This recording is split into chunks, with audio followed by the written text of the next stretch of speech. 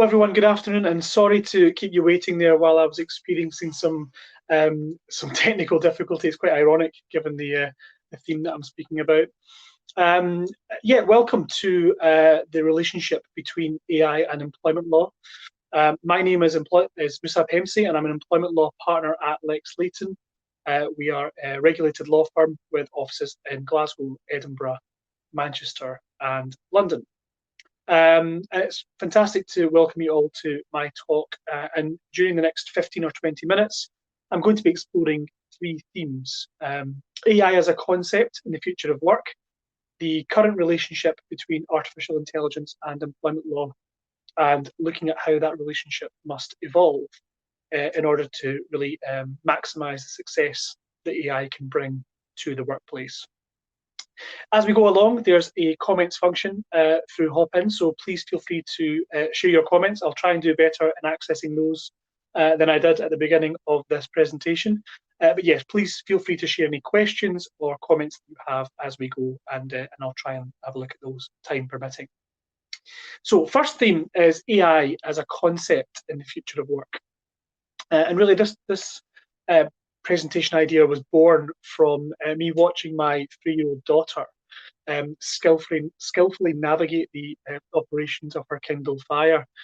She's, effortlessly altering the brightness and the sound and utilizing multiple applications at once, allowing her to play videos and interactive games. And it throws into sharp contrast, I suppose, my childhood, which will probably be resonating with many of you, where we spent endless hours creating games from our own imaginations, using jumpers as goalposts, or engaging in all manner of dangerous exploits, often flouting the repeated reprimands of our forgiving parents.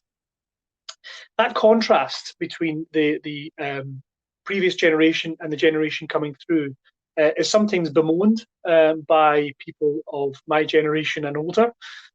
Yet it's probably indicative of the progress which humankind are continuing to make in design, creation, and in innovation. Generally speaking, I think it's fair to assume that the next generation will be far more tech savvy than the last, and the agility of the workplace is being tested and stretched fairly regularly. With that workplace dynamism comes a new mindset, a new concept in relation to what the future of work will look like, and new perspective and ambition on what can really be accomplished. So what is the current relationship between artificial intelligence and the field that I practice in, employment law? Well, AI is perhaps the pinnacle of the commercial evolution of the workplace, we can call it that. We've been witnessing some huge leaps forward as technology now makes many automated decisions for us. AI thinks on our behalf, and unlike staff, it doesn't fatigue, it doesn't lose focus, it doesn't require any sustenance, like a lunch hour, it doesn't need rest breaks, and it doesn't book holidays for you. So it's a really different type of working dynamic to that which we've experienced for many hundreds of years. The ever-increasing use of artificial intelligence in industries such as biosciences, in agriculture, in financial services, healthcare, and security gives rise to some perhaps understandable apprehension from people occupying jobs in those sectors about their own job security. I saw an incredible statistic this morning watching the news that 20% of 16 to 64-year-olds are currently out of work. And so job security is perhaps a more valuable commodity now than it's maybe ever been in the past. The fear, I suppose, amongst these people who are concerned about the safety of their own jobs is that traditional and particularly repetitive job models will be open to being replaced by automation. So that advancement in technology is not without its limitations in the fields particularly relating to human resources, the future of work, and the management of people. Some multinational institutions, for example, have sought to utilize AI for recruitment screening processes, only to very quickly shelve that technology when it became apparent that it was producing results that were tainted by bias against unlawful bias, sorry, against underrepresented groups. The example that some of you may be familiar with from the States was a chat bot. So this interaction between humans and robots, essentially in the workplace, really garnered some more attention when this story hit I think worldwide media in the last few years. There were people responsible for creating this chatbot and for inputting and managing its key algorithms. And what it was essentially trying to do was to mimic the language of people that were making inquiries of the bank, in this case it was, who had paid to have this chatbot function. And what they realised is the chatbot was capable of learning to mimic the language of customers and try and replicate that when responding to them to create a more human feel, if you like. But unfortunately for the bank that started using it, there was no human filter, if you like, put in place as to what language was appropriate for client interactions. And the chatbot used some fairly offensive racial terms when speaking to members of the Black community, resulting in it almost immediately being taken offline and replaced again with humans. So I suppose one of the interesting things that threw up from an employment law perspective is what in fact happened in the UK. What if a robot has caused a human offence or discriminated against them? Employment law needs to be able to address the question of who takes responsibility for the actions of artificial intelligence. Now, the current position is that there is no recognition in law that AI can be accountable for its own actions. And that's primarily born from the fact that robots have no legal identity of their own. So as a kind of effect of that, employers as well are unlikely to be liable at present for any discriminatory acts or omissions committed, albeit we do await a seminal case on this question. And I think it'll become an increasingly important point with the increased prevalence of AI in the workplace, that we will need some framework to understand how employment law will apply to a non-legal person. So what do we need to do? What would be the steps that employment law can take in order to address this? Because, like I mentioned, at the moment there is no statutory or legal framework for addressing the actions of AI.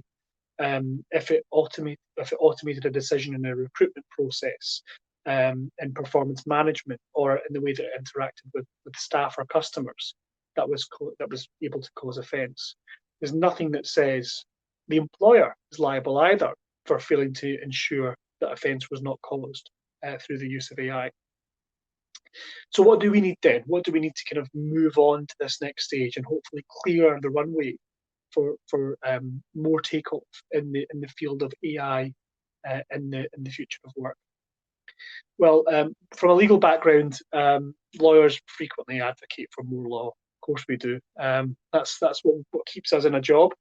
But in my opinion, it's not what's needed here, as far as AI is concerned. Simply put, the legal framework that we have in place that's applicable to humans doesn't work for artificial intelligence.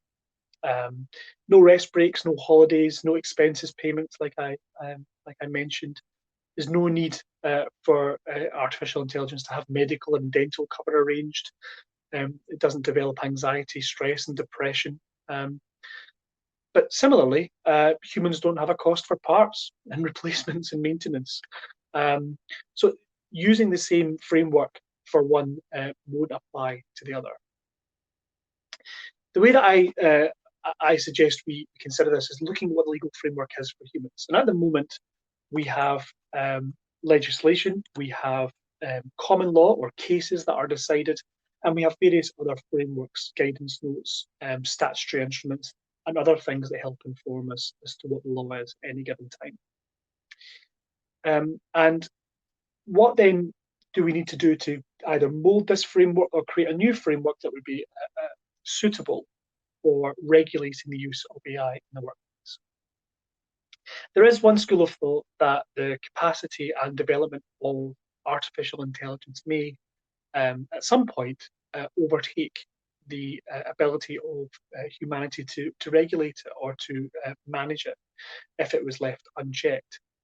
It sounds a lot like the plot line from the Matrix trilogy to me, but there are genuine calls for legislation to be imposed that creates a simple and clear framework to govern the use of artificial intelligence.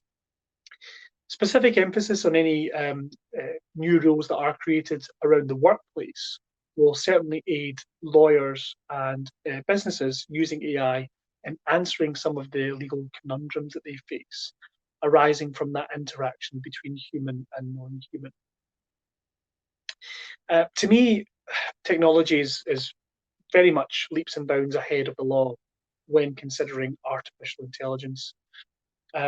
Optimizing the benefits of that technology is not solely aligned with attrition. It's not all about job security. There will be a requirement for skilled people to create, to program, to regulate, interpret, and to sustain the automated workplaces that we are likely to see in the not too distant future. To that end, I'm very enthused by the increasing prominence of STEM subjects and how these will more than likely change many perceptions of which jobs we consider crucial.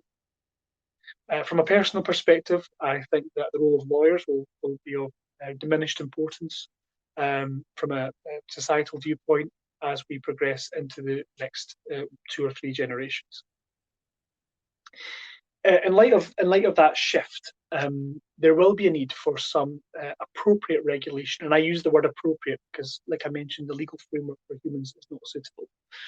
There will be the need for some appropriate regulation, however, for the use of robots or AI in the workplace, in order to provide some clarity to employers and workers alike, as well as give the right foundations to develop the vast potential that exists.